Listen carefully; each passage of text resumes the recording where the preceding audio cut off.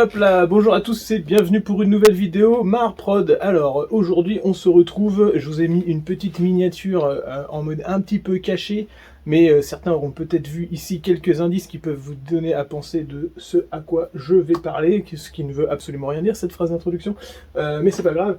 Donc on va voir ensemble comment j'ai travaillé ce dragon sinoal qui est quand même une sacrée relique. Moi j'étais super content quand j'ai été contacté par mon client pour faire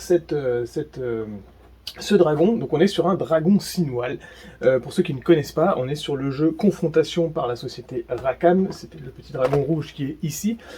Société Rackham qui est une, on va dire, pour résumer, une vieille société française qui n'existe plus vraiment aujourd'hui, même s'il y a des petites tentatives de soit reprise, soit refaire des figurines de cet univers pour aujourd'hui, mais en tout cas elle n'existe plus en tant qu'entité entreprise à part entière.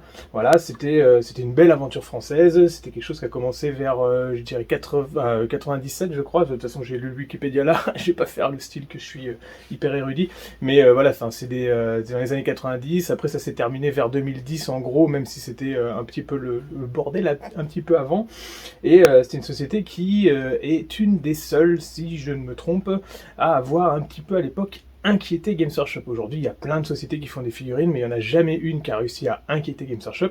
C'est le cas de Rackham. À une époque, Games Workshop s'était quand même posé la question en disant tiens, ça monte fort et tout, qu'est-ce qu'on fait, enfin bref.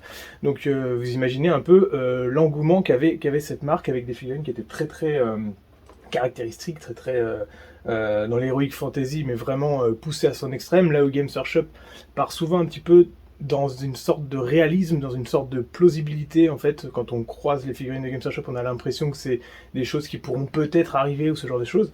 Là, Confrontation, ça se voulait quelque chose de très très fantasy, la fantasy poussée à son extrême. On a ce genre de dragon. Alors c'est la deuxième fois que je travaille un dragon sinoal, sauf que la première fois que je l'avais travaillé, de mémoire, il me semblait que c'était en résine. Bon là c'était une figurine métal, donc on est sûr que c'est un original.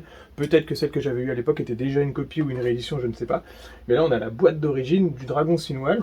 Les sinoal, juste pour ceux qui ne connaissent pas, c'est une des factions, il y en a des nombreuses à Rackham, pour leurs deux jeux. Alors ils ont eu plusieurs jeux, il y avait Ragnarok, j'ai oublié l'autre, donc là c'est la bataille du Ragnarok, donc c'était ça, et les Sinoal c'était des elfes, mais c'est une sorte d'elfes on va dire. Il y en avait de nombreux, il y avait des elfes Darklash, il y avait d'autres elfes, alors tu sais que ce soit des elfes noirs ou des elfes un peu déforés. Là les elfes Sinoal c'était des elfes un petit peu on va dire retirés, exilés dans les hauteurs des montagnes pour, voilà, ils voulaient faire, développer une forme de magie, de choses comme ça. Et donc ils avaient en allié ce genre de dragon, le silence glacial des montagnes du Behemoth est soudain brisé par un rugissement d'une puissance terrifiante. Un dragon, éternel seigneur des cimes, déploie ses ailes majestueuses et s'envole dans l'azur parfait. Il part rejoindre ses alliés les elfes sinoal dans la bataille du Ragnarok. Donc on est sur une figurine en 12 pièces, avec une grosse partie au niveau du corps à assembler et pas de système d'emboîtement, donc c'était pour ça que mon client m'a demandé d'assembler et de monter la figurine et éventuellement de la tiger. J'ai d'ailleurs chopé des belles ampoules à tiger ça parce que, alors voilà, je vous mets des images en même temps, vous connaissez un petit peu le principe de la vidéo. Maintenant l'idée c'est de parler un peu de comment j'ai appréhendé ce genre de commandes et comment je les ai réalisées. Donc en premier sur ce genre de figurine par exemple, donc là elle est montée, vous l'avez ici. En premier c'est voir qu'est-ce qu'il faut faire pour préparer les pièces. Alors là j'ai reçu les pièces telles quelles en métal, bien nettoyé. Le métal est un petit peu vieilli, mais il n'est pas terni comme on peut l'avoir sur des vieilles figurines. Sur des vieilles figurines en métal, vous avez à nettoyer les pièces parce que bon, elles peuvent être vieilles et avoir subi de nombreux, on va dire, passages dans les mains, donc potentiellement un petit peu des zones grasses, donc qu'il faut nettoyer et qu'il faut donc dégraisser pour pouvoir coller facilement. Mais globalement, le métal, c'est pas comme la résine, vous n'avez pas besoin de le mettre sous l'eau, surtout pas. C'est vraiment le nettoyer au chiffon ou ce genre de choses. S'il est vraiment terni, il faudrait le sabler, mais ça c'est toujours un petit peu impossible parce que personne n'a de sableuse assez fine pour faire ça, mais en tout cas vous pouvez le brosser un petit peu avec une brosse à dents ou quelque chose d'un tout petit peu plus dur. Moi elle était relativement correcte, hein, elle n'était pas trop noircie, Par contre, elle avait déjà été montée, certainement quelqu'un avait déjà essayé de la monter, parce que les deux parties que j'avais au niveau du corps, il restait des petites traces de colle et de millipute que j'ai donc gratté et brossé. Et en premier, j'ai préparé les pièces. Souvent, les gens, quand ils préparent les pièces, quand ils montent ce genre de figurines, ils ont tendance à oublier les lignes de moulage. Et là, si elles sont relativement fines et discrètes, il convient quand même de les enlever. Donc là, sur des figurines en métal comme ça, c'est assez pratique parce qu'en fait, il faut reprendre la production de ces figurines-là, qui étaient donc produites en moule silicone, et donc dans un plan souvent fixe. Donc généralement, quand vous prenez la pièce dans sa forme, par exemple si je parle de cette aile-là, si je la prends dans son profil, on va avoir une ligne de moulage qui va courir tout le long de la pièce.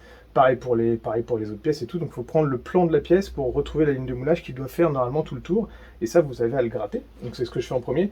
Et j'en profite pour retailler un tout petit peu les pointes qui sur ce genre de production métal sont un petit peu émoussées. En fait le métal ne va pas tout à fait faire des pointes anguleuses très dures, très acérées, comme on peut l'avoir avec une production plastique ou résine.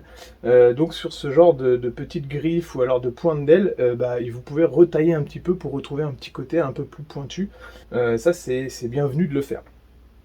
Ensuite, j'assemble les pièces les plus faciles et les plus petites, en commençant par les griffes des pieds. J'ai commencé par cette première pièce-là. Alors, j'ai mis un tout petit bout de résine verte pour pouvoir écraser la résine verte avec de la colle cyano. La colle cyano additionnée à la résine verte fait une puissance de collage qui est qui est très importante. La colle cyano, elle est scalée, elle colle un peu tous les matériaux, et puis en plus, la résine verte va venir faire une gangue autour de cette colle, tout en apportant une certaine souplesse à la torsion. Donc c'est intéressant de faire un collage comme ça. J'ai pas pu tiger au niveau des griffes comme ça parce que c'est beaucoup trop fin, et en plus ce métal là il m'a un petit peu surpris, c'est à dire que bon, en même temps j'ai de moins en moins de figurines métal à travailler, donc je perds un peu l'habitude, et je me suis rendu compte que mes forêts étaient un petit peu fatiguées. C'est vrai que quand on perce de la résine ou du plastique, les forêts ne s'usent presque pas, sauf si vous effectuez une torsion et que vous pouvez les casser. Mais dans le métal, c'est pas la même, et j'ai chopé des belles ampoules à vouloir tiger tout ça. Là, ça n'aurait de toute façon pas été possible sans détruire tout, et puis de toute façon, même si on avait réussi à tiger ce genre de pièces, ça aurait été trop fin, et donc la tige n'aurait été d'aucune utilité. Donc, c'est pour ça qu'il convient. Alors, par contre, l'ajustement est un petit peu limite. Donc, c'est pour ça qu'il convient de mettre un petit peu de résine pour, une fois que vous avez encollé la pièce, vous venez resculpter un petit peu la résine autour des jonctions. Après, j'ai assemblé le corps. Donc le corps, pareil, c'est deux parties creuses qui s'emboîtent bien. À ce niveau-là, j'avais presque pas d'ajustement à faire parce que les deux pièces s'emboîtaient très bien.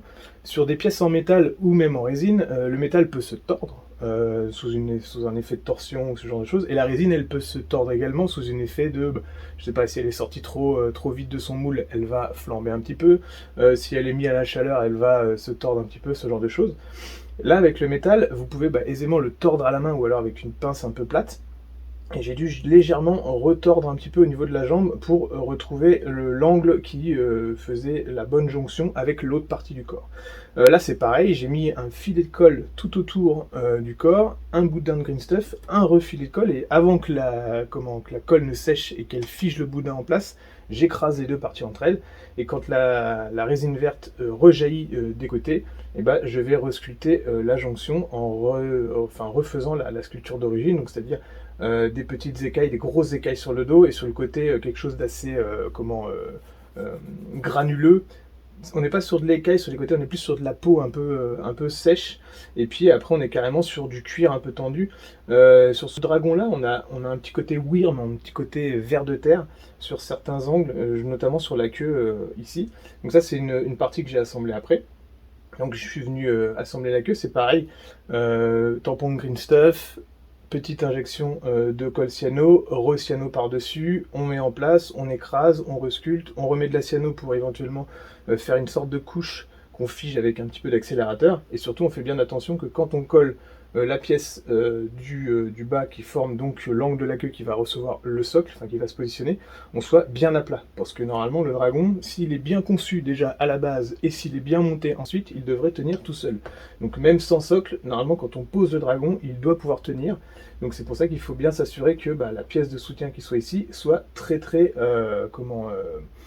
plate, en fait, plane, et puis surtout ne pas le positionner comme ça et attendre que ça sèche, parce qu'on pourrait avoir une pièce qui va se décaler un petit peu au séchage, donc il faut bien le laisser, enfin, le mettre en place droit, puis ensuite le laisser sécher en place à part, avec peut-être des soutiens, ce genre de choses. Après, j'ai enchaîné avec le cou, donc l'échine, elle se colle au niveau de l'encolure ici, donc pareil, boudin de green stuff et tout. Là, la jonction était un tout petit peu plus épaisse, avec un joint qui était à former un peu plus épais, mais rien qui soit vraiment très très difficile. Et après, je termine avec, pour la dernière pièce du corps en tout cas, avec la mâchoire supérieure qui, elle, a reçu toute une gangue de green stuff autour pour bien fixer. Là, c'est pas une pièce qui est structurelle, donc normalement, à part si vous le laissez tomber, ça va pas bouger. Et puis après, le gros du travail, c'était les ailes. Alors les ailes, j'ai galéré pour les percer, mais mes forêts sont pas assez puissants, je pense. Enfin, on n'est pas sur des forêts qui sont... alors, j'ai percé à la fois pour m'aider avec une perceuse à main à moteur, et puis après avec une perceuse à main, parce que finalement c'était plus facile. La perceuse à moteur, elle allait trop vite, et du coup ça fonctionne pas, ça manquait de péter mes forêts, même si je l'ai pas fait. Et donc du coup ça me permettait de faire un premier trou, et après de finir à la main, ce qui allait presque mieux à la main. Alors par contre ça fait des sacrées ampoules, mais c'est pas grave. Et puis ça m'a permis de mettre des tiges qui sont pas si grandes que ça, mais qui offrent un maintien au niveau des épaules. En fait ça rentre dans le corps sur, on va dire, 3-4 mm, et ça fait pareil dans l'autre partie. J'aurais bien voulu utiliser plus longtemps, enfin plus loin, mais ça aurait manqué de soit percer au niveau de la peau, parce que la finesse est quand même assez importante au niveau des ailes, donc soit j'aurais détruit des éléments, soit j'aurais carrément pas réussi à percer. Donc c'est pas grave. Et puis sur la jonction finale, j'ai mis également un gros boudin de green stuff. J'ai mis en place les deux ailes. À noter que la figurine est quand même relativement bien conçue, enfin pour quelque chose de l'époque. On a des sortes de petits reliefs sur les côtés qui font comme des petites écailles en enfilade. Et il y en a différentes rangées. Je ne sais pas comment expliquer, mais c'est comme si vous aviez différents rails, différentes rangées de petites écailles. Et l'aile est faite de façon à pouvoir s'emboîter. Alors vous avez le moyeu de l'épaule et le prolongement de l'aile au niveau de la peau ici, qui est fait pour se positionner sur différentes positions. Donc, ce qui fait qu'en fait, on peut monter son dragon au moins au niveau des ailes, de façon un peu différente au niveau des angles des ailes. Ça ne gêne pas. Moi j'ai choisi l'angle le plus caractéristique, celui qu'on retrouve sur le paquet, sur le visuel originel. Et puis après, j'ai resculpté l'épaule au niveau de la jonction, sachant qu'elle est le plus ajustée possible. J'ai même enfoncé les tiges avec des petits coups de marteau pour que ça soit bien tigé à l'intérieur. Et j'ai refait la jonction au niveau de la peau en resculptant pareil la sculpture originale. Donc des petites zones soit de peau avec des tendons, des petites écailles sur les côtés, ou alors des grosses zones de plis ou de ce genre de choses. Et la dernière des ailes est en deux parties. Donc c'est pareil, là il y avait une jonction à faire sur le côté, que j'ai choisi au début de coller avec un petit peu de boudin à l'intérieur de green stuff et mis en force, et de refaire les raccords une fois quand j'avais la figurine bien en main. Et les deux dernières pièces que j'ai collées sont les deux petites griffes qui sont là, qui elles n'ont pas pu non plus être tigées, c'est beaucoup trop fin, mais qui ont par contre été mises en place avec de la green stuff et de la cyano, et j'ai resculpté les petites écailles qui sont sur les côtés. Donc voilà, c'est une relique, on va dire. J'en aurais pas beaucoup des comme ça. On est sur un dragon qui aujourd'hui, en kit originel, si vous arrivez à le trouver à la vente aux enchères, ça oscille entre 180 et 200 balles, ce qui était clairement pas le prix de l'époque, et qui n'est clairement pas le prix du poids métal, mais on est sur des références qui sont tellement rares qu'il y a des collectionneurs qui sont prêts à payer ce genre de prix. Donc voilà, à mon avis ça va même beaucoup plus haut pour certaines références.